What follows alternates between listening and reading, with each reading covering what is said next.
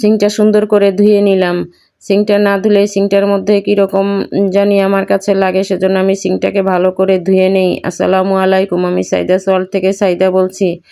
কে কেমন আছেন? আশা করি সবাই ভালোই আছেন। আমিও আলহামদুলিল্লাহ ভালোই আছি। কে কোথা থেকে দেখছেন আমাকে জানাবেন।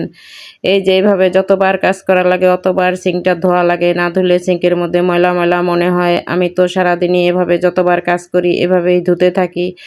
তারপরে এই যে থালা বাসনগুলি আজকে মেজে নিব। অনেক সময় কাজের মহিলা আসে, আবার আসে না, সেজন্য নিজের কাজ নিজেরই করা লাগে। ওদের জন্য তাকিয়ে থাকতে থাকতে তখন দেখা যায় ওরা আসে না, তখন আরও কাজের দেরি হয়ে যায়। কে কে আমার মতো এরকম করেন যে কাজের মানুষের দিকে তাকিয়ে থাকা লাগে, তারপর ওরা আসে না, নিজের কাজ তখন নিজেরই করা লাগে, তখন করতে গেলে অনেক দেরি হয়ে যায়। তারপরও কি করার আছে, নিজের কাজ নিজের তো করতেই হবে। এই যেভাবে থালা বাসন কয়টা ধুয়ে নিলাম, সিঙ্কটা ধুয়ে নিলাম। তারপরও আজকে অনেক কাজ আছে, সব কাজ একবারে জমে গিয়েছে। রোজার মধ্যে আসলে এত কাজ করাও যায় না, একটু কাজ করলেই মনে হয় যে একদম অস্থির লাগে, কত কাজ করে ফেলেছি।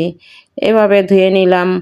আর কি বলবো আপনাদের, আমাদের মেয়েদের জীবনের তো কোনো নিরাপত্তাই নেই। ছোট ছোট মেয়েদের কি অবস্থা, তাই বলছি যে যার যার মেয়ে সন্তান আছে তারা খুব সতর্কভাবে থাকবেন। কারণ মেয়ে মানুষ আসলে একা ছাড়াই উচিত না।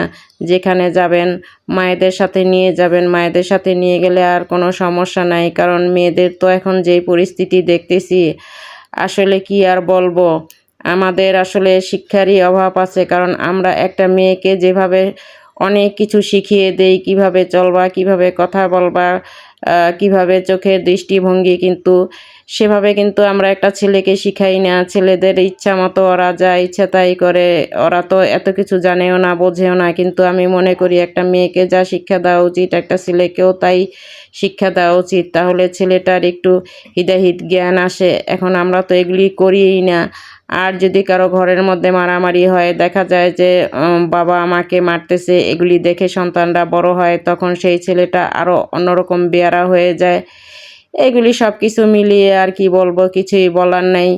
যার যার মতো সে তার ছেলে মেয়েদের সেভে রাখবেন। বিশেষ করে মেয়েদের যেখানে যেখানে যাবেন মেয়েদের নিয়ে যাবেন, কখনো মেয়েদের একাই ছাড়বেন না।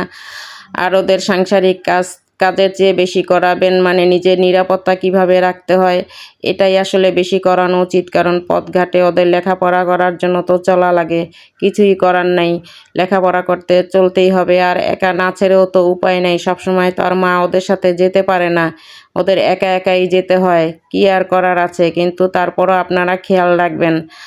আমার তো একটা ছেলে, সেজন্য আমার অত সমস্যা নাই। কিন্তু যাদের মেয়ে তাদের আমি মনে করি যে তাদের সমস্যা আছে।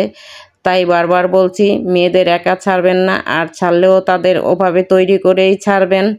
এই যে আস্তে আস্তে কাজ করে নিলাম, আপনাদের সাথে অনেক কথা বললাম। এই যে আমার বেসিংটা ধুয়ে নিয়েছি। আমার বেসিংটা ধুয়ে নিলে না বেসিংটা সুন্দর পরিষ্কার হয়ে যায়, একদম ঝকঝকে হয়ে যায়।